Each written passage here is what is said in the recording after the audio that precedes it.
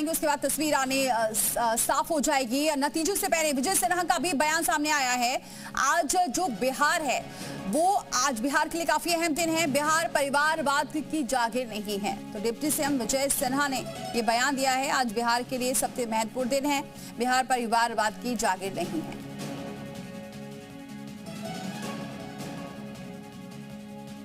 जनता मालिक है, निर्णय जनता करेगी। परिवारवादी लोग राजनीति को जागीर समझते हैं, लेकिन लोकतंत्र की धरती पर निवास करने वाले बिहार की जनता बड़ा संदेश देगा ये जंगल राज के युवराज को, जो सोने के चम्मच लेकर जन्म लेते हैं और चार्टर्ड विमान पर बर्थडे मनाते हैं। ये जमींदारी भाव को बिहार की जनता समाप्त करेगी।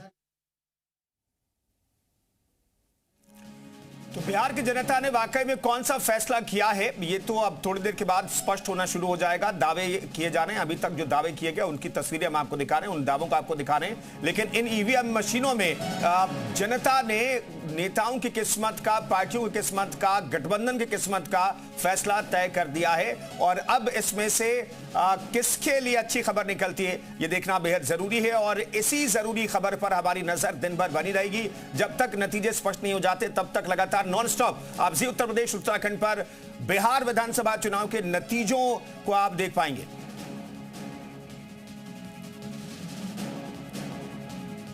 तो चलिए हमारी खबर पर नजर लगातार बनी हुई। मुंगेर में तीनों सीटों पर कड़ी सुरक्षा व्यवस्था की गई। काउंटिंग के लिए 39 प्रत्याशियों की किस्मत दांव पर है। तारापुर में सम्राट चौधरी अरुण शाह के बीच मुकाबला है। जमालपुर में त्रिकोणीय टक्कर मानी जा रही है। मुंगेर में पड़ाए और अविनाश कुमार में मुकाबला है। तीनों विधानसभा में कुल 6,26,415 मत पड़े हैं, जिसमें महिलाओं का मतदान प्रतिशत 64% के आसपास रहा है और पुरुष यहां पर 61% पुरुषों ने भी मतदान किया है।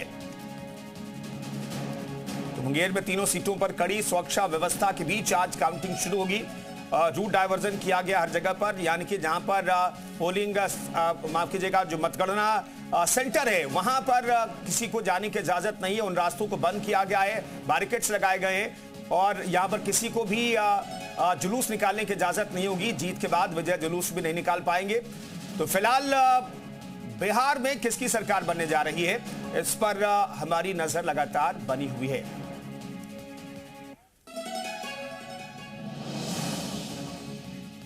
तो तमाम मेहमान भी हमारे साथ जुड़े हुए। मनोज यादव समाजवादी पार्टी प्रवक्ता मौजूद है, विनंत सेन हमारे साथ राजनीतिक विश्लेषक मौजूद हैं, पंकज मिश्रा एआईसीसी मेंबर हमारे साथ मौजूद हैं, मनोज लाल दास मन्नू जेडीयू प्रवक्ता भी हमारे साथ मौजूद है और मनीष पांडे बीजेपी प्रवक्ता हमारे साथ मौजूद है। तमाम मेहमानों को बहुत बहुत स्वागत है। मनीष जी, सबसे पहले बताइए, दावे तो बहुत किए जा रहे हैं लेकिन इन दावों का आधार भी तो बताना पड़ेगा।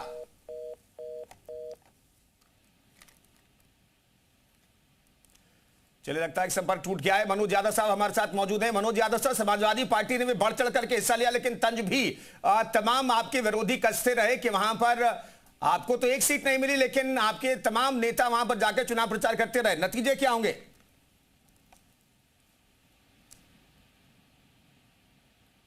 सकारात्मक बात से रखनी चाहिए। निश्चित तौर पे मैं इतना कह सकता हूं कि जनता ने जिसको मैंडेट दिया होगा जीतेगा वही। दावेदारी सभी राजनीतिक दल करेंगे, चाहे हम हो, बीजेपी हो या कोई और राजनीतिक दल जिसने अभी अभी शुरुआत की होगी। लेकिन ये कह देना कि अमुक हार जाएगा हम जीत जाएंगे, ये मेरे ख्याल से अति महत्वाकांक्षा के आधार पे होता है।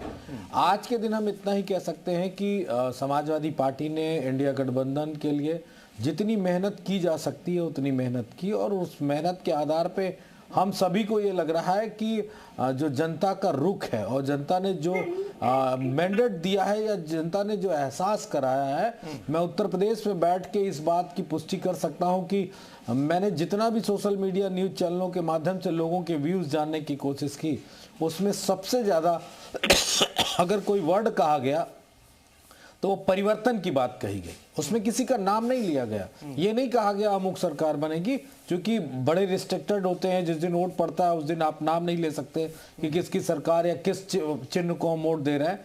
तो मैं बहुत ईमानदारी के साथ इस बात को सुबह सुबह कहूँगा कि ये जनता ने मन बनाया है परिवर्तन का, और अगर किसी ने परिवर्तन का मन बनाया तो मुझे लगता है कि हम आप आंकड़े रखने वालों का, एग्जिट पोल करने वालों का कोई बहुत ज़्यादा विशेष महत्व रह नहीं जाएगा, क्योंकि परिवर्तन में तो बहुत कुछ बदल जाता है। तो ये तो अभी तो एक सरकार बदलने की बात है।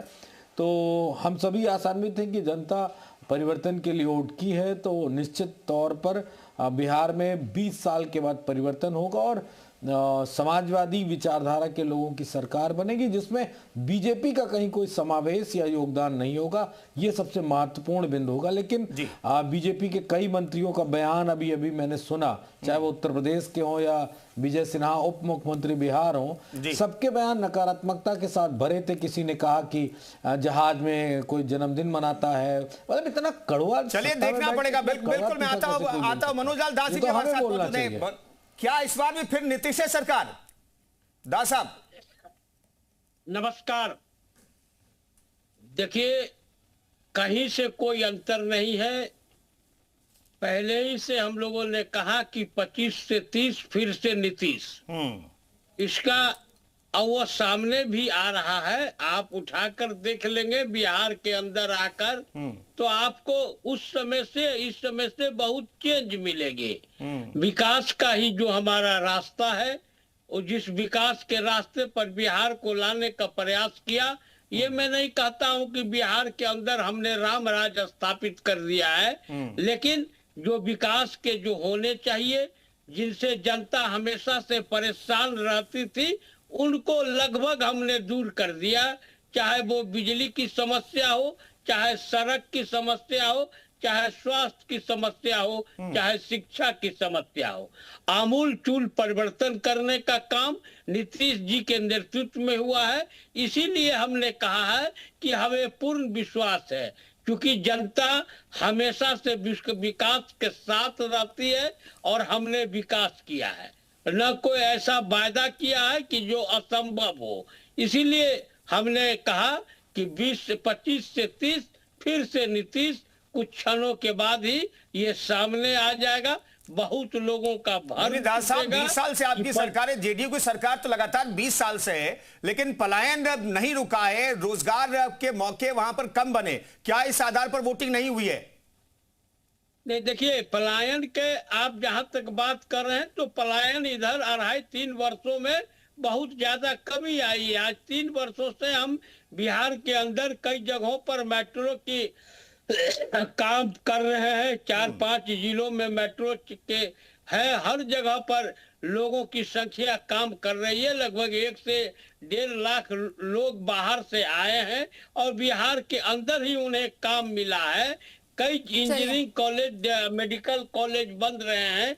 वहाँ जो काम हो रहा है वो बिहार के लोग ही कर रहे हैं। मैं ये पूरी तरह से नहीं कह रहा हूँ कि हमने पलायन को रोक दिया है, लेकिन बहुत हद तक हमने उसमें सफलता पाई है। और यही कारण है कि लाख इन लोगों के कहने के बावजूद भी जनता हमारे ऊपर विश्वास कर रही है। यानी दास जी, आपका कहना है कि विकास के मुद्दे पर ही जनता ने वोट किया होगा। ठीक है, अब जरा रुक लेते हैं। विनय सेन जी हमारे साथ जुड़े हुए राजनीतिक विशेषज्ञ हैं। विनय सेन जी, क्या लग रहा है इस बार, क्या तस्वीर उभर कर आ सकती है? क्योंकि दोनों ही पार्टी अपनी अपनी जीत का दावा कर रहे हैं। एक तरफ अगर हम एनडीए की बात करें, डबल इंजन सरकार पर इस बार विश्वास किया, विकास विकास विकास की बात कही है, लेकिन दूसरी तरफ महागठबंधन के अपने वादे रहे। सभी अधिकारियों से हमारी अपील है, खास तौर पे चुनाव आयोग से हम अपील करना चाहते हैं कि निष्पक्ष होकर के चुनाव की गिनती कराई जाए। देखिए, तेजस्वी यादव ये बार बार कहते नजर आ रहे हैं कि जो काउंटिंग है वो निष्पक्ष होनी चाहिए। खैर, विनय सेन जी, क्या लग रहा है इस बार? निश्चित तौर पर मैं यही कह रहा था कि सभी राजनीतिक दल अपने अपने दावों को तो अपने दावे करेंगे, प्रस्तुत करेंगे, लेकिन मुझे लगता है जितना राजनीतिक विश्लेषण की दृष्टि से और जितना बिहार को मैंने इस चुनाव में देखा और समझने का प्रयत्न किया, जिस प्रकार से महाभारत के एक पात्र भीष्म को इच्छा मृत्यु का वरदान प्राप्त था, उसी प्रकार से मुझे लगता है इस बार के चुनाव में फिर से नीतीश कुमार को फिर से जीत का वरदान मुझे लगता है कि बिहार की जनता ने फिर से दिया होगा। इसलिए क्योंकि नीतीश, आप इतने लंबे समय के बाद भी नीतीश कुमार के खिलाफ कोई एंटी इनकम्बेंसी या इस प्रकार का हमको व्यापक ढंग से नहीं दिखाई दिया।